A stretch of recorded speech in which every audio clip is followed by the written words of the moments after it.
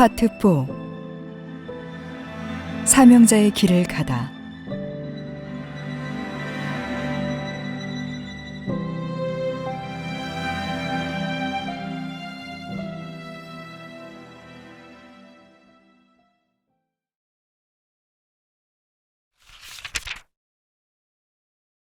집사에서 신학생이 되다. 문중경 집사는 교회에서 전도왕이라는 별명을 가질 정도로 인정받고 있었고, 주변 동네 가가호호를 방문하면서 전도에 열심이었다. 그러나 당시 매우 보수적인 시대에 여성이 이 동네 저 동네 활발하게 다니면서 전도하는 일에는 적잖은 애로사항이 따랐다. 그럼에도 여성으로서 전도 활동을 활발하게 할 수 있었던 배경에는 그녀의 친인척들의 도움이 있었다. 목포에서 큰 숙박업체를 운영하고 있었던 오빠와 신안군과 목포까지 사업을 확장하고 있었던 작은아버지 집안. 특히 작은아버지는 선박업에도 관여하고 있었는데 기회가 될 때마다 문집사에게 도움을 주었다. 예를 들어 작은아버지의 배를 교인과 함께 탔을 때 모든 교인들의 배삭슬 면제받거나 목포에 사는 오라버니로부터 적잖은 돌봄을 받았던 점들이다. 이러한 도움은 문중경 집사가 비록 여성이지만 사람들의 인심을 얻게 하는 배경이 되었다. 문 집사의 활발한 전도 활동에는 늘 찬양이 있었다. 그녀는 찬양을 통해서 사람들의 관심을 이끄는 은사가 있었다.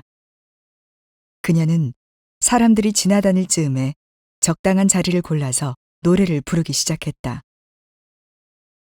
동네 사람들은 어느 여인이 길거리에서 노래를 하니까 처음에는 부정적으로 보다가 그 목소리가 곱고 아름다워서 가던 길을 멈추고 귀를 기울였다. 새 찬송가 287장. 예수 앞에 나오면 죄 사함 받으며 주의 품에 안기어 편히 쉬리라. 우리 주만 믿으면 모두 구원 얻으며 영생 복락 면류관 확실히 받겠네. 예수 앞에 나와서 은총을 받으며 마음에 기쁨 넘치어 감사하리라. 우리 주만 믿으면 모두 구원 얻으며 영생 복락 면류관 확실히 받겠네. 예수 앞에 설 때에 흰옷을 입으며 밝고 빛난 내 집에 길이 살리라. 우리 주만 믿으면 모두 구원 얻으며 영생 복락 면류관 확실히 받겠네. 새 찬송가 369장. 죄짐 맡은 우리 구주 어찌 좋은 친군지 걱정 근심 무거운 짐 우리 주께 맡기세. 주께 고함 없는 고로 복을 받지 못하네. 사람들이 어찌하여 앓을 줄 모를까. 시험 걱정 모든 괴로움 없는 사람 누군가. 부질없이 낙심 말고 기도드려 아뢰세. 이런 진실하신 친구 찾아볼 수 있을까. 우리 약함 아시오니 어찌 아니 아를까. 근심 걱정 무거운 짐 아니 진자 누군가. 피난처는 우리 예수 주께 기도드리세. 세상 친구 멸시하고 너를 조롱하여도 예수 품에 안기어서 참된 위로 받겠네. 아멘. 여러 사람들이 모여 찬양하는 자신을 주목하고 있을 때 그녀는 그 기회를 놓치지 않고 곧바로 복음을 전하며 성경 이야기를 들려주었다. 하지만 문 집사는 성경 말씀을 전하면서도 스스로 늘 부족하다는 것을 느꼈다. 그래서 평신도로 전도하기보다는 이제 말씀을 잘 배워보고 싶었다. 성경을 잘 배워서 자신의 인생을 하나님께 헌신하여 죽을 때까지 말씀을 전하는 말씀의 사역자가 되고 싶다는 마음이 들기 시작했다. 시아버지로부터 배운 한글 때문에 성경을 읽을 수는 있었지만 그 말씀을 깊이 헤아릴 수 없었기에 기도하고 또 기도했다. 말씀을 깨닫게 하옵소서. 말씀을 배울 수 있도록 도와주소서. 서울에 있는 경성 성서학원에 입학할 수 있는 길을 열어주시옵소서. 문집사의 기도는 어느덧 신학생이 되게 해달라는 기도가 되었고 사역자에 대한 간절한 소망으로 가득 채워졌다. 문집사의 기도는 2년 동안 계속되었다. 그동안 목포교회는 다시 새로운 목회자를 맞이하였다. 김응조 목사가 다른 임지로 가야 했기 때문이었다. 김응조 목사는 다시 건강이 회복된 이후 목포교회에 큰 부흥이 일어났고 이 부흥의 역사는 전남 지방은 물론 전국으로 알려지기 시작했다. 그는 목포교회에 부임한 지 2년이 채 안 된 시점인 1931년 3월에 대전교회 담임 목사로 임명되었다. 하나님께서 인도하시는 사역을 위해 목포교회를 사임해야만 했다. 이에 목포교회는 세 번째 사역자를 맞이하였다. 성결교회 세계적인 부흥 강사, 하나님의 도구로 쓰임받은 이성복 목사였다. 당시 이성복 목사는 아직 목사 안수를 받은 상태가 아니었기 때문에 전도사로 부임했다. 그는 목포교회를 심우하면서 1932년 4월 1일에 목사 안수를 받았다. 이성봉 전도사가 목포교회 담임 교육자로 부임한 한 달 후, 문집사는 2년간 기도해온 신학교 입학의 첫 발걸음을 내딛게 되었다. 1931년 5월 5일, 이성봉 전도사는 문준경 집사의 성서학원 입학 추천서를 작성하여 상경하는 문집사에게 주었다. 문집사는 앞날에 대한 기대와 설렘을 가득 안고 서울로 향했다.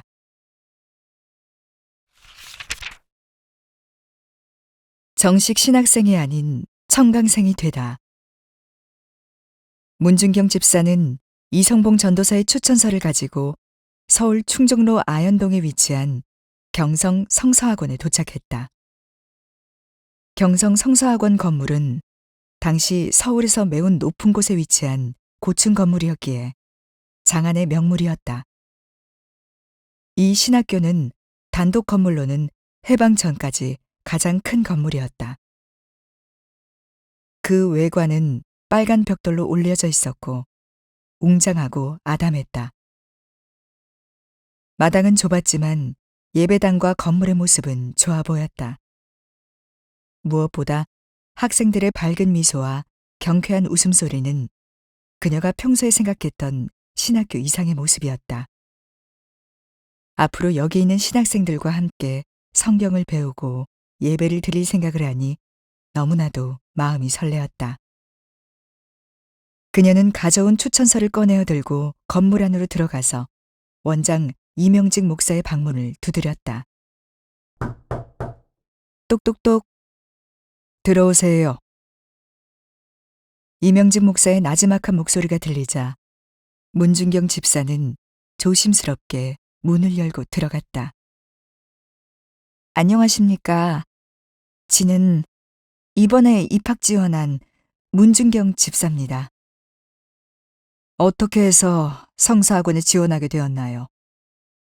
네, 지는 1927년 3월에 한 여인으로부터 전도를 받고 교회에 나가서 예수님을 영접하게 되었습니다. 그리고 세례를 받고 4년이 되었는데 그동안 장석초 목사님, 김웅조 목사님, 이번에 새로 오신 이성봉 전도사님의 영향을 받아 여기까지 오게 되었습니다. 지는 전도자로 평생을 살고 싶어서 지원하게 되었습니다. 그리고 이성봉 전도사님의 입학 추천서는 여기에 있습니다. 정말이지 스데반 집사와 바울 사도처럼 일평생 살고 싶은 마음이 있습니다. 가족 관계는 어떻게 되시나요? 네, 지는 남편이 있지만 함께 살지 않고 남편이 둘째 아내와 살고 있어서 사실상 혼자입니다. 교회에서는 집사로 열심히 전도하면서 목회자 사역을 돕고 있습니다. 혼자라면 좋지만 남편과 같이 살지 않더라도 남편이 있는 한 받아줄 수가 없습니다. 남편이 지금은 집사님을 찾아오지 않지만 나중에 마음이 변해서 찾아오면 어떻게 목회를 하겠습니까? 문준경 집사는 이명직 목사의 이러한 설명을 전혀 생각하지 못했다. 그래서 어떻게 말을 해야 할지 당황스러웠다. 하지만 간절한 소망을 가지고 찾아온 문준경의 마음은 마치 낭떠러지에서 추락할 때 지푸라기라도 잡아야 하는 긴급하고 애절한 마음이 되었다. 아니구만요. 원장님, 지는 절대로 하나님의 사명을 포기하지 않는단께요. 주님을 위해서 목숨을 바칠 각오가 되어 있구만요. 원장은 경성 성서학원 입학 자격 조건을 보여주면서 다시 차분하게 설명하였다. 여기 입학 규정집에 보면 입학 자격은 25세 이상 30세 이하의 청년 남녀 중 보통 상식이 있고 믿음이 강건하여 확실히 거듭난 경험과 명백한 하나님의 사명이 있는 자에 한한다고 나옵니다. 문 집사는 청년 남녀라는 규정을 듣는 순간 가슴이 철렁 내려앉는 것만 같았다. 그러면 진짜로 지는 안 되는 겁니까? 지를 받아만 주신다면 고향 수많은 섬마을을 돌아다니면서 이 한 목숨 바쳐 하나님의 복음을 전하는 도구가 될 것을 약속드리겠습니다. 간절한 마음으로 다시 한번 자신의 소명과 각오를 이명직 목사에게 애원하면서 설명하였다. 그리고 조용히 그의 대답을 기다렸다. 이명직 목사의 대답을 기다리는 그 짧은 순간이 얼마나 길게 느껴지는지 그동안 간절히 기도했던 2년의 시간, 이성봉 전도사님의 추천서를 받고 너무나도 깊어서 잠을 이룰 수 없었던 순간. 그러나 한쪽에서 드는 생각은 나 같은 것이 무슨 신학생이 될 수 있겠어. 여기서 그만둬야 할까 하는 것이었다. 그렇게 긍정적인 생각과 부정적인 생각이 함께 뒤엉키면서 어찌할 바를 모를 때 드디어 이명직 목사가 말을 건넸다. 집사님, 제가 집사님의 말씀을 들어보니 더 이상 만류할 수 없겠습니다. 하나님의 뜻이 어디에 있는지도 잘 모르겠습니다. 그래서 함께 공부해 보는 것으로 하면 좋을 것 같습니다. 그렇지만 한 가지 조건이 있습니다. 입학 규정을 고치면 다른 학생들에게 형평성에 문제가 생겨서 곤란합니다. 그러니 정식 학원생이 아니라 청강생으로 공부하면 좋을 것 같습니다. 청강생으로도 열심히 공부해서 하나님의 사명을 이어나가면 좋을 것 같습니다. 문 집사는 이 말을 듣는 순간 지옥에서 천당으로 가는 느낌이었다. 정식 신학생은 아니지만 이곳에 와서 성경 말씀을 배우고 함께 신학교 생활을 할 수 있는 길이 열리게 된 것만으로도 감사하고 감격스러웠다. 네, 감사합니다. 원장님, 정말 열심히 하겠습니다. 감사합니다. 감사합니다. 경성 성서학원은 학생들을 구분하여 원비생, 자비생, 청강생 제도를 구비하고 있었다. 입학 후 2개월 동안은 자비 부담이고 이 기간 동안 소명감이 없거나 신학생으로서의 모습이 아니라고 판단되면 입학을 취소시켰다. 그러나 이 기간을 성공적으로 끝내면 정식으로 원비생이 되고 학비는 동양선교회 후원으로 해결되게 하였다. 이와 같이 경성 성서학원은 신학생 양성에 엄격한 기준을 적용하고 있었다. 문집사는 청강생 자격으로 신학교에 들어가서 신학 공부를 할 수 있게 된 경우였다.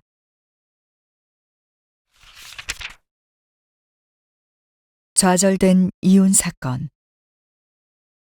문준경은 청강생으로 수업을 들으며 이전보다 성경을 더 깊이 알아갔다. 사역자들이 신학교를 왜 다녀야 하는지 실감하는 시간이었다. 그러나 다른 한편으로는 청강생이라는 자신의 신분이 신학생으로서 얼마나 불리하고 어려운 것인지 절감하며 계속 힘든 상황을 맞이하였다. 청강생은 기숙사 입학 자격이 되지 않았다. 그러다 보니 학비는 물론이고 생활비도 자비로 충당해야 했다. 즉, 경제적 부담이 가중되는 상황을 견디어 나가야만 했다. 사실 문준경의 형편은 그리 넉넉하지 못한 모양이었다.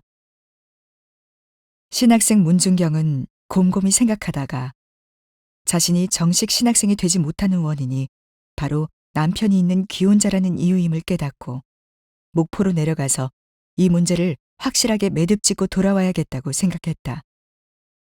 그것은 바로 남편과의 이혼이었다. 남편과 이혼을 한 상태여야 청강생이 아닌 정식 신학생이 될 수 있기 때문이었다. 그렇게 정식 신학생이 되면 기숙사에 입수할 수 있고 학비도 지원받기 때문에 넉넉하지 못한 형편에 학업 비용을 줄일 수 있는 가장 좋은 방법이었다. 따라서 이혼 문제는 문준경에게 더욱 절실한 과제가 되었다. 당시 사회적 분위기에서 여성이 먼저 남편에게 이혼을 요구하는 것은 보기 드문 일이었다. 물론 그 당시에도 예외는 있었다. 만일 아내가 시부모에게 순종하지 않을 때, 아내가 아들을 출산하지 못할 때, 음탕한 행동을 할 때, 질투할 때, 불치의 병이 있을 때, 말이 너무 많을 때, 남의 물건에 욕심을 내어 훔칠 때는 이혼 사유가 될 수 있었다. 문준경은 아이를 낳지 못하는 것을 이유로 삼은 칠거지약에 희망을 걸고 결연한 마음으로 남편을 찾아갔다. 윤리와 사회적 통념을 뛰어넘는 이러한 의지는 정식 신학생이 되려고 했던 열정으로부터 나온 것이었다. 문준경은 남편에게 지금의 사정과 형편을 말하고 이혼을 요구했다. 이제까지 그렇게 어려워도 문준경으로부터 이혼이라는 말을 한 번도 들어본 적이 없었는데 갑자기 나타나서 진지하고 당당하게 이혼을 강력하게 제기하자 남편 정근택은 무척 당황스러웠다. 남편 정근택은 한동안 자신의 입장을 정리하지 못했고 여러 번 찾아와서 애원하고 부탁하는 문준경의 이혼 요구가 큰 고민거리가 되었다. 사실 남편 정근택은 이혼을 반기지 않았다. 그래서 문준경과의 만남을 어떻게 해서든 회피하려고 했다. 며느리가 이혼을 요구하고 있다는 소문은 시댁 식구들에게까지 알려졌다. 정씨 집안 식구들이 모여서 이 문제를 논의하기에 이르렀다. 정씨 가문에게 이혼은 수치스러운 일이었다. 그리고 서로의 가문에도 예의가 아니었기 때문에 정씨 집안 식구들은 이혼은 허락될 수 없는 일이라고 결론지었다. 문준경이 생각했던 결과와는 다른 방향으로 이혼 문제가 흘러갔다. 그녀는 정식 신학생이 되기 위해 이혼하고 싶었다. 그동안 자신에게 무관심했던 남편을 이제는 떠나보내고 싶었다. 그러나 그 일은 생각대로 되지 않았다. 왜 나에게는 이혼하는 자유도 허락되지 않는 것일까? 문준경은 자신을 둘러싼 환경을 뛰어넘을 수 없는 한계에 부딪히게 되었다. 그녀가 할 수 있는 일은 이제 아무것도 없어 보였다. 문준경은 이혼 문제를 포기할 수밖에 없었다. 이 문제는 오로지 하나님께만 맡길 수밖에 없었다. 그리고 다시 청강생으로 살 방법을 찾아야만 했다. 우선 당장 경제적인 어려움을 감내해야 했다. 몇 푼 없는 돈으로 쌀을 사고 그것으로 하루 한 끼만 먹고 지내기로 했다. 배고픔은 상상 이상의 고통이었다. 허기에 지쳐 방 안에 쓰러져 있는 날이 많아졌다. 천장이 노랗게 보일 때가 있었지만 성서학원에 가서 공부해야 한다는 마음으로 어지러움을 이겨내 보았지만 공부에 집중하기 어려웠다. 학교에 도착해서 선생님의 강의를 들을 때 집에서 느꼈던 노란 천장이 거기서도 보였다. 주여, 저의 형편을 살피사 저를 도와주시옵소서.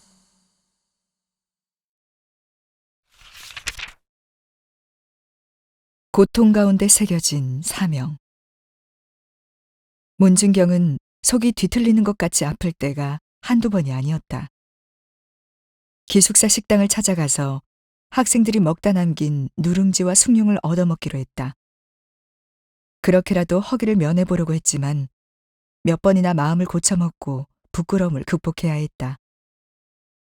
용기를 내서 찾아가는 것도 한두 번이지 계속 찾아가는 것은 민폐였다. 결국 문 집사는 원장을 찾아가서 다시 한번 사정을 이야기해 보기로 했다. 원장님, 문준경입니다. 어서 들어와요.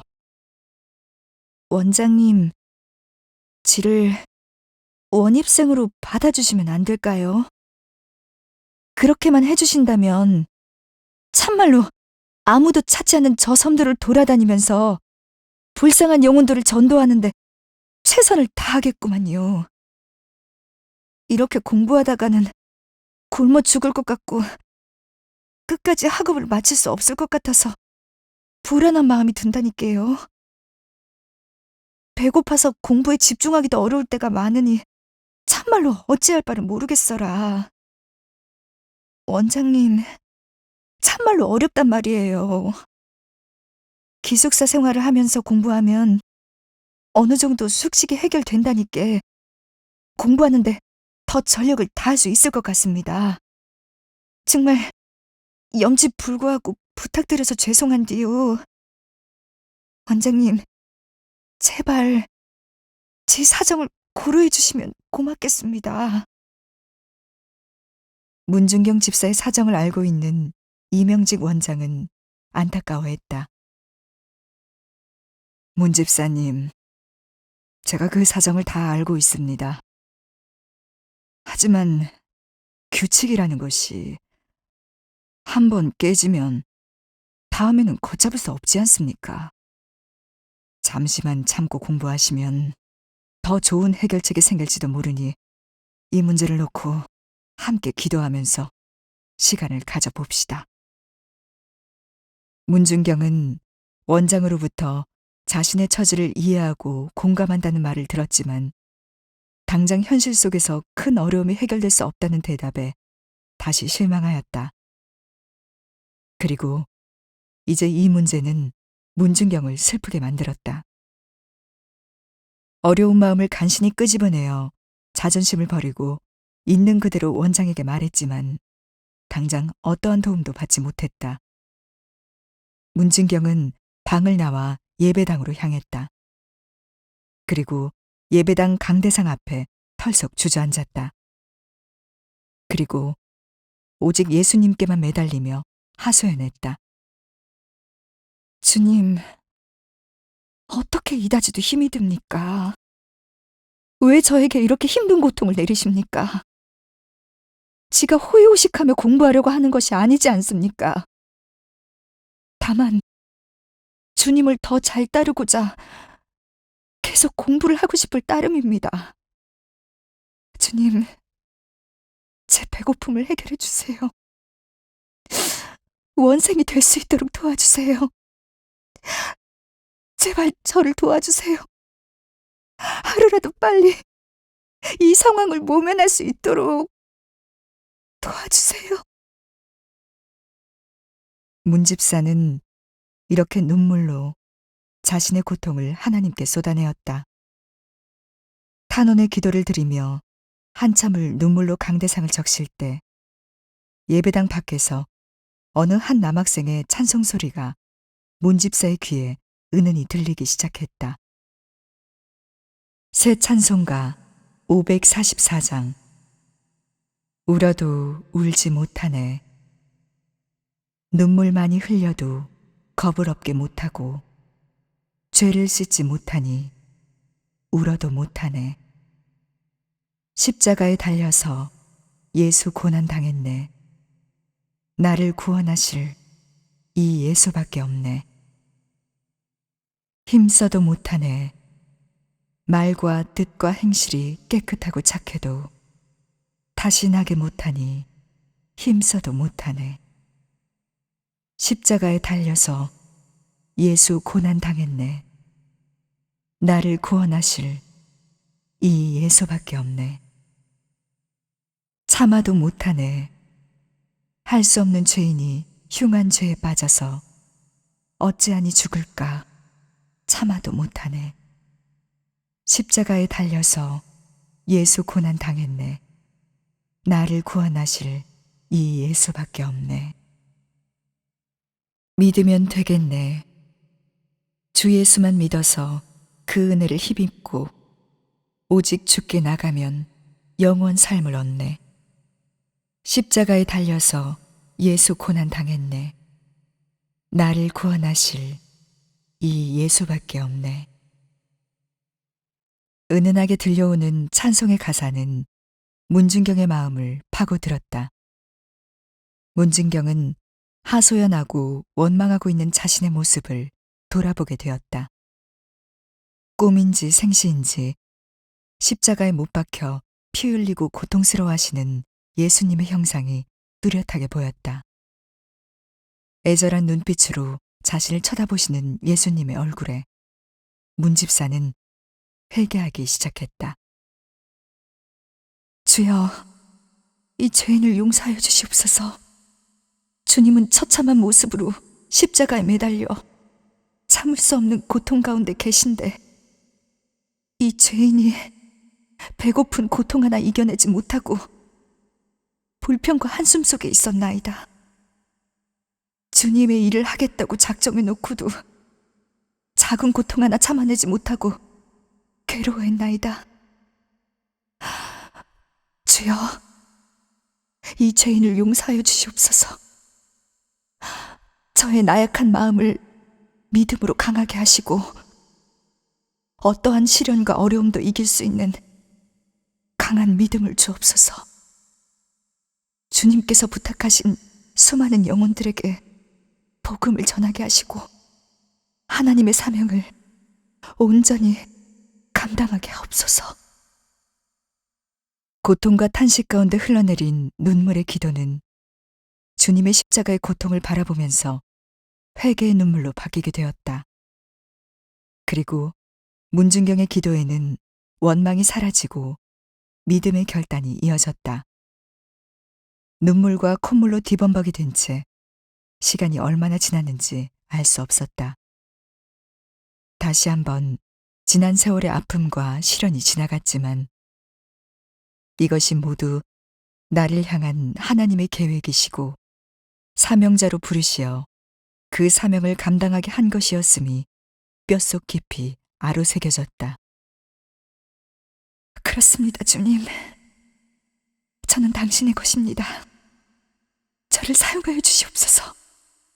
저의 모든 것을 맡깁니다. 저를 다스려 주옵소서.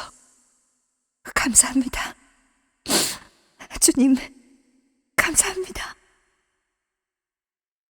고통의 눈물은 회개의 눈물로 바뀌고 회개의 눈물은 사명의 눈물로, 사명의 눈물은 감사의 눈물로 바뀌었다.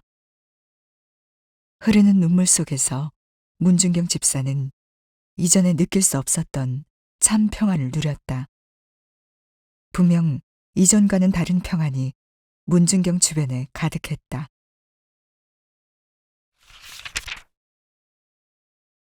뜻하지 않았던 도움으로 기숙사생이 되다. 기도를 마치고 예배당을 나가는 문준경의 얼굴에는 미소가 가득했다.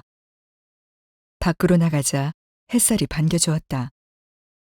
햇살도 감사한데 성사학원 마당 한가운데로 고향교회 이성복 목사님이 걸어오고 있었다. 문준경은 반가운 마음에 걸음을 재촉하여 인사를 드렸다. 안녕하세요, 목사님. 여긴 어쩐 일이래요? 여기서 목사님을 뵈니 시방 너무 반갑구만요. 문 집사님, 그동안 잘 지냈어요? 공부는 할만합니까? 문 집사님, 열심히라면 못할 것이 뭐가 있겠습니까? 제가 기도로 늘 중보하고 있습니다. 고향교회 이성봉 담임 목사와 문준경 집사는 햇살이 비치는 한낮 성사학원 마당 한쪽에 있는 긴 의자에 앉아 서로에 대한 반가운 마음을 나누고 대화를 이어갔다. 목사님, 지가 시방 너무 감격스럽고 감사한 경험을 했구만요. 정말 공부하는 것이 너무 힘들어서 예배당에 들어가 원망으로 기도하고 있는데 갑자기 예수님의 형상이 나타나서 얼마나 회개했는지 모르겠습니다.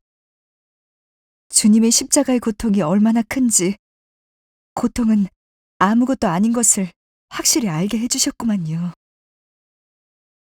문 집사는 기도한 이유와 기도 가운데 경험한 신비한 체험, 그 결과인 지금의 상태를 이성복 목사에게 상세히 설명하면서 간증했다. 하나님이 문 집사님의 기도를 들으셨군요. 감사하게 우리 주님의 크신 은혜가 문 집사님에게 임하신 거예요.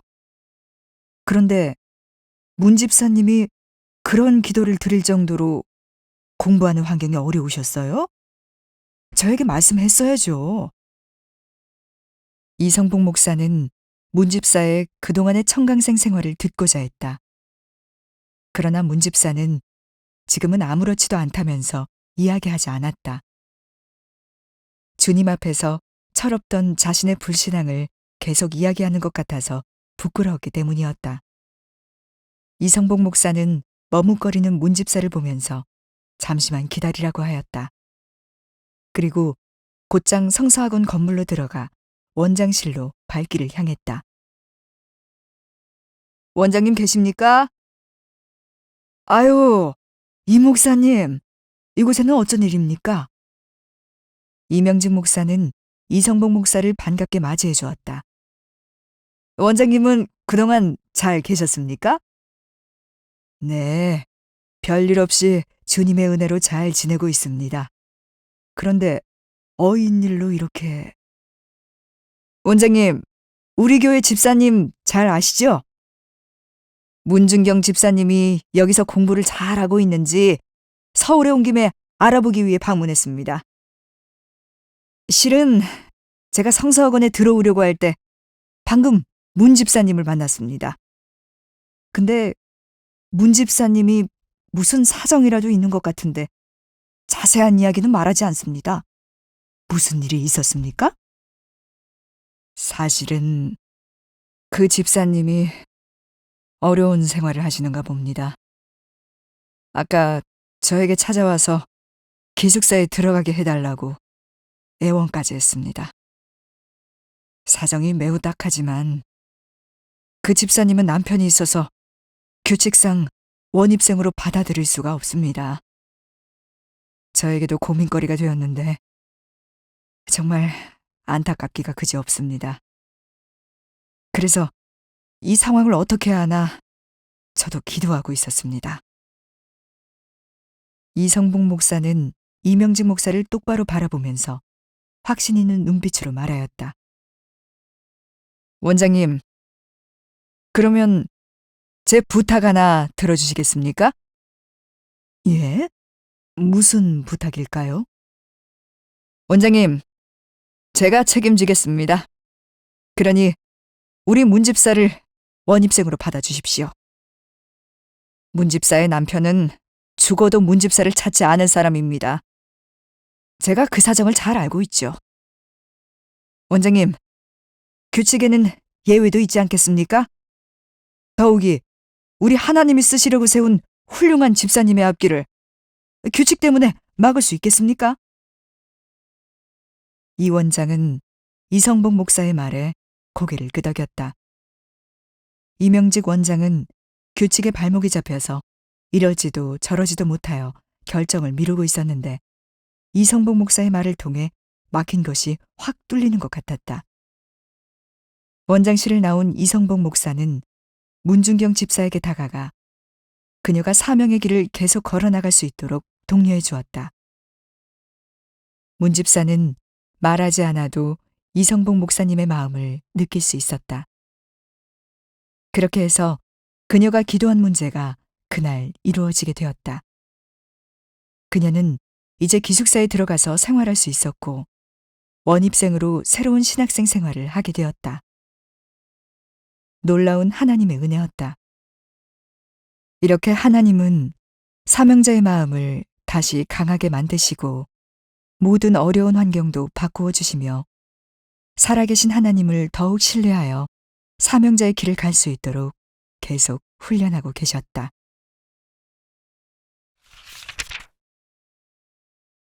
기숙사 왕언니 생활. 기숙사로 들어간 문준경은 그곳에 있는 여학생들 가운데서 나이가 많았다. 그래서 나이 어린 여학생들이 문준경을 왕언니로 생각하고 문준경의 방에 자주 가서 이야기를 풀어놓는 경우가 많았다. 여자 기숙사 사감은 자신에게 찾아와야 할 학생들이 문준경 집사에게 찾아가는 것이 난감했다. 그러한 현상은 규칙에도 어긋나는 일이었다. 그래서 처음엔 문준경과 학생들에게 이러한 사실을 환기시키고 주의를 주었다. 그렇지만 소용이 없었다. 소음 문제도 있었지만 엄격한 생활 규칙이 완화되고 질서가 흐트러질 수 있기에 사감은 염려했다. 그러나 사감도 이러한 현상을 계속 막지 못하고 이를 허락하게 될 정도로 문준경은 학생들을 성숙하고 지혜롭게 인도했다. 문준경의 방은 사랑의 방으로 통했다. 그곳을 찾는 학생들마다 마음의 사랑을 듬뿍 받아갔다. 그래서 학생들은 문준경의 방문에 아예 사랑의 방이라는 문패를 달아놓았다. 문준경은 어린 학생들이 찾아오는데 오지 말라고 할 수 없었다. 이 얘기 저 얘기를 듣노라면 어린 학생들에게도 각자 나름의 형편과 사정이 많았다. 그것을 알게 된 이상 가만히 있을 수 없어서 어떠한 모양으로든 학생들을 도왔다. 하루는 어느 여학생이 찾아와서 다짜고짜 막 울었다. 왕언니 문준경은 자초지종을 물었다. 왜 그러니? 무슨 일 있어? 진정하고 말해봐. 그 학생은 문준경 품에서 한참을 격하게 울고 난 후 입을 열어 조심스럽게 말했다. 저에게 어머니가 홀로 계시는데요. 어머니 혼자 남겨두고 여기서 공부하는 것이 맞는지 늘 고민하고 있었어요. 그런데 오늘 전부가 왔는데 어머니가 위독하시다는 거예요. 우리 엄마 고생만 하다가 이렇게 빨리 세상을 떠날지 제가 너무 몰랐어요. 저는 엄마 고생만 시킨 불효자식이에요. 빨리 여비를 마련해서 고향으로 내려가야 할 텐데 서울에는 연락되는 친척이 하나도 없으니 어떡하면 좋아요? 어떡하면 좋아요? 여학생의 눈에서 떨어지는 굵은 눈물이 끊임없이 바닥에 뚝뚝 떨어져 바닥을 적시고 있었다. 문준경은 어린 여학생의 설명을 들으면서 같이 울고 안타까워했다. 그리고 곧바로 어떻게 할지를 궁리했다. 문준경은 여학생에게 잠깐만 있으라고 하면서 아끼고 있던 손 재봉틀을 들고 나갔다. 그것은 문준경이 마지막으로 남겨놓은 생계수단과 같은 것이었다. 얼마 후에 다시 돌아온 문준경은 재봉틀을 전당포에 판 돈 100원을 가지고 왔다. 학생, 거절하지 말고 받아줘. 여기 100원이 있어. 이 정도면 여비 외에도 어머니 병원비까지 해결될 수 있을 거야. 걱정하지 말고 빨리 고향에 가서 어머니 보살펴 드려. 아니, 집사님, 이렇게 많이 주시면 어떡해요. 저는 집에 갈 여비만 있으면 돼요. 괜찮아. 이것 가지고 내려가서 어머니 위급하시니까 빨리 도와드려. 고향에 내려가도 돈 구해야 할 텐데 이 돈 가지고 가면 병원에라도 빨리 갈 수 있단께. 시간 지체하지 말고 이거 가지고 어여 가. 어서. 그 여학생은 큰언니처럼 챙겨주는 문준경을 껴안고 감사해하며 고향길을 재촉했다. 아마도 그 여학생은 평생 문준경을 잊을 수 없었을 것이다. 문준경은 이렇게 남을 도와주어야 할 일이 생기면 아무리 절약한 돈이어도 결코 그 돈이 아깝지 않았다. 혹시라도 돈이 없을 때면 문준경은 가지고 있는 물건을 팔아서라도 도와줘야 직성이 풀리는 성격이었다. 그래서 아끼던 병풍은 전당포에서 영영 다시 찾아오지 못했다. 이러한 문준경을 지켜보던 주변 사람들은 만날 남 도와주다 정작 자신이 거덜나면 어떻게 하려고 하냐며 핀잔을 주었다. 문준경은 주변에서 이런 소리를 들을 때마다 나는 굶어 죽지 않으니 괜찮다고 부자라고 하면서 상대방을 안심시켰다. 문 집사는 가난하지만 자신의 전 재산인 동전 2개를 바친 과부를 늘 기억하고 있었다. 진정한 구제는 돈이 있고 넉넉한 형편에서만 하는 것이 아님을 하나님의 말씀 속에서 깨닫고 있었다. 이것은 장석초 목사에게 배운 모습이기도 하였다. 그녀는 만물의 창조자가 나의 아버지라는 믿음 가운데 부유하신 하나님을 믿으며 마음껏 구제했다. 그리고 이러한 마음이 예수 그리스도의 사랑의 마음임을 누구보다도 잘 알고 있었고 그것을 그대로 실천했다. 흩어 구제하여도 더욱 부하게 되는 일이 있나니 과도히 아껴도 가난하게 될 뿐이니라. 구제를 좋아하는 자는 풍족하여질 것이요 남을 윤택하게 하는 자는 윤택하여지리라. 잠 11장 24절 25절.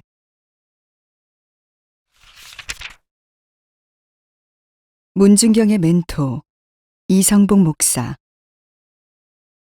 이성복 목사가 목포교회 3번째 목회자로 부임할 때는 전도사 신분이었다.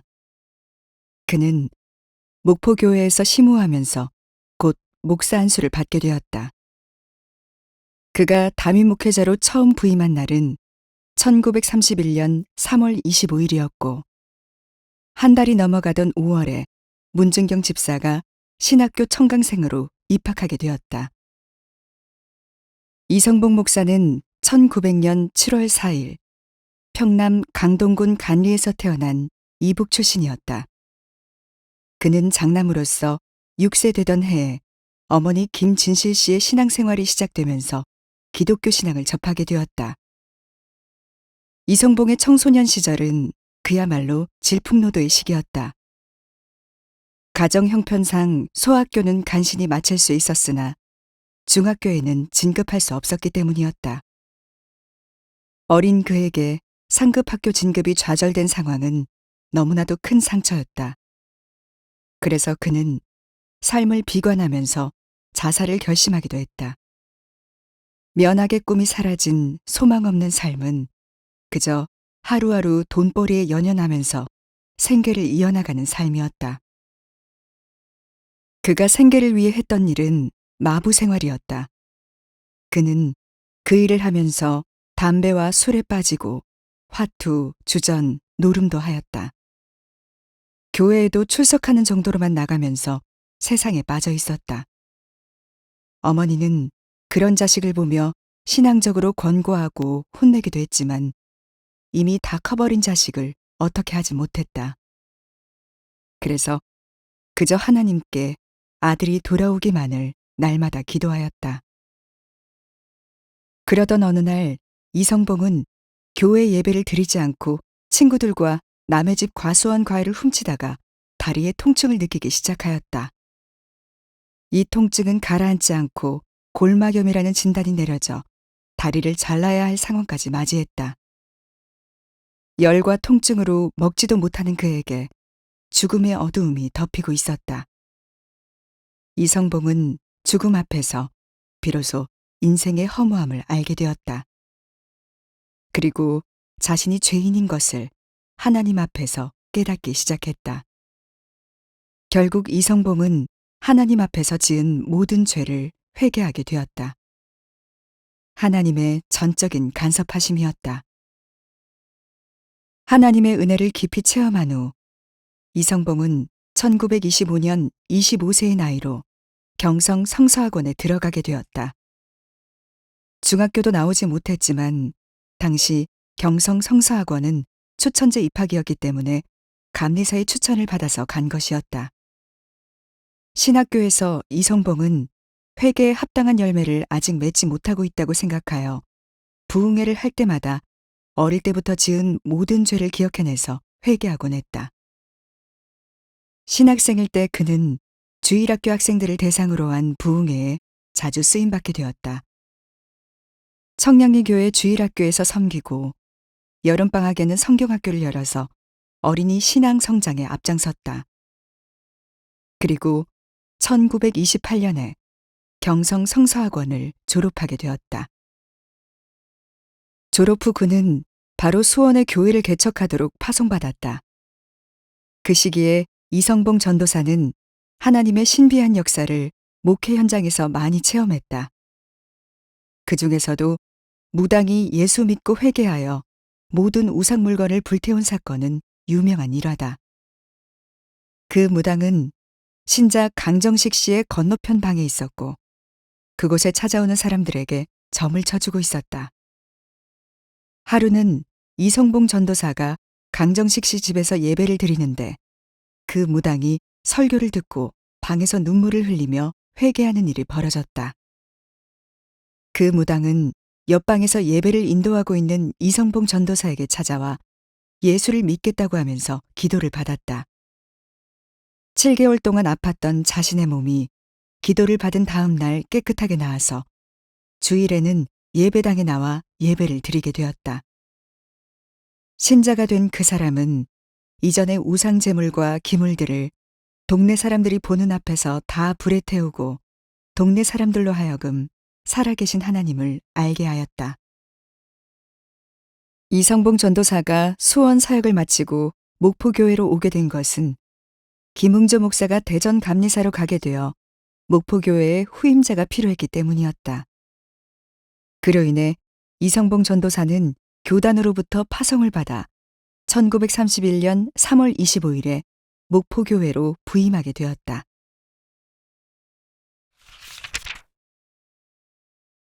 목포교회에서의 이성봉 목사의 사역. 이성봉 전도사가 목포교회에 와보니 자그마하고 비좁은 새빵교회였다. 그는 가는 곳마다 전도하고 신방, 가정집회, 구역집회를 인도하며 하루도 쉴 새 없이 활동을 이어갔다. 또한 이 전도사는 교회당 건축을 위해 유달산에 올라가 기도와 찬송을 시작했다. 청신 기도단을 조직하여 어두운 새벽에 청년들과 함께 유달산에 올라가 이 지역의 영혼들과 교회 건축을 위해 기도했다. 기도응답은 1년 만에 이루어져 교회 성도들과 미국의 어느 성도의 후원으로 총 50여 평의 교회를 짓게 되었다. 이성봉 전도사는 목사 안수를 받고 열심히 목회를 해나갔다. 문중경 전도사는 목사가 된 이성봉 목사의 목회 사역을 도우며 그의 장점들을 하나하나 익혀가고 있었다. 이성봉 목사의 부흥성회는 찬송을 은혜롭게 부르면서 집회를 인도하는 것이 특징이었다. 특히 이 목사가 직접 지은 찬송 가사 가운데 가시밭의 백합화라는 가사는 문중경의 삶을 대변해주는 찬송시 같았다. 가시밭의 백합화, 주의 성도여, 쉬지 않고 찌르는 고통에 남모르게 눈물이 몇 번이던고. 주님께서 네 눈물 씻으리. 동남풍아 불어라, 서북풍아 불어라. 가시밭의 백합화, 나의 사랑은 아름다운 향기를 떨친다. 이성복 목사의 찬송은 사람들의 마음을 열게 하는 호소력 짙은 찬송이었다. 이미 신학생 시절부터 어린이 부흥회를 인도하면 가는 곳마다 은혜로운 역사가 일어났다. 문전도사도 이러한 부흥 집회를 여러 번 보고 그 가운데 많은 은혜를 경험하였다. 당시 교회 청년들은 이성복 목사의 지도 아래에서 신앙을 다져 훗날 교회의 귀한 일꾼으로 성장했다. 차복은 목사, 이진우 목사, 김정기 목사, 김신근 목사, 염숙정 전도사 등이 복음으로 맺혀진 열매들이었다. 목포교회에 온 지 5년이 지나는 시점인 1936년 3월에 이성복 목사는 신의주 교회로 파송을 받았다.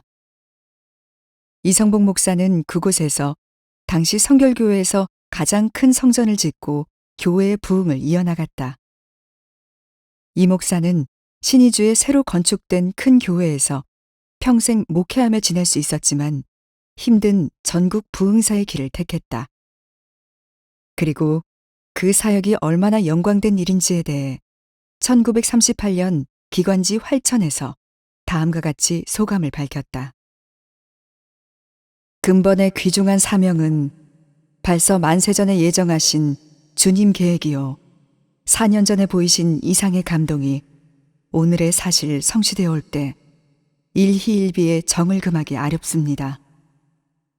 무삼 연고인요 주님의 거룩한 뜻은 언제든지 이루어지는 것을 생각할 때 한 번 더 기뻐하였고 칙부태산 지격의 중대한 책임을 감격할 때 황송하고 떨리지 않을 수 없나이다.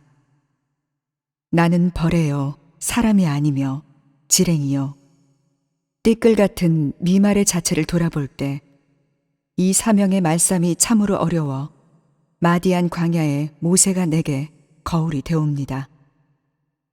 그러나 나의 본질을 아시고 택하신 하나님, 아멘.